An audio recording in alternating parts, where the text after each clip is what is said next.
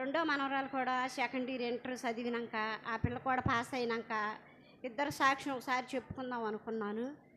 నేను బేరానికి వెళ్ళి వచ్చి కూరగాయలు అమ్ముకొచ్చి ఇంటికాడ ఆ బండి అక్కడ పెట్టగానే రమ అంది, ఆంటీ ఇవాళ శిరీష వాళ్ళ పరీక్షలు తెలుస్తాయి అని అంది. అనేసరికి కూరగాయలు సర్దేసి నేను గబక్కని ఇంట్లోకి వెళ్ళి, తండ్రి యేసయ్యా నా బిడ్డ కానీ పాస్ అయితే నీ సన్నిధిలో ఎప్పుడో సాక్ష్యం చెప్పుకుంటాను అనుకున్నా నా బిడ్డల గురించి అని అనుకుని నేను కాటి వెళ్ళి మంచం మీద పడుకుని ప్రార్థన అట్టగే నీరసంగా పడుకున్నా.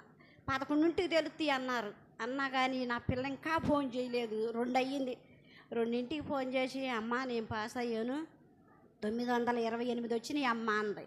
దేవుని స్తోత్రం అమ్మ అని దేవునికి నా వందనాలు అనుకుని నేను అప్పటికి లెగిసి గబగబ లెగిసి అమ్మ తాతయ్య ఏడంటే తాతయ్య కూడా ఉన్నాడు. అమ్మ తాతయ్య కూడా చెప్తే అమ్మ దేవునికి వందనాలని వాళ్ళ తాత అనుకున్నాడు. ఇదేనమ్మా నాకు సాక్ష్యం. నా బిడ్డల గురించి మీ అందరూ ప్రార్థన చేయండి, మీ బిడ్డల గురించి కూడా నేను ప్రార్థన చేస్తాను. పాస్టర్ గారికి నా వందనాలు.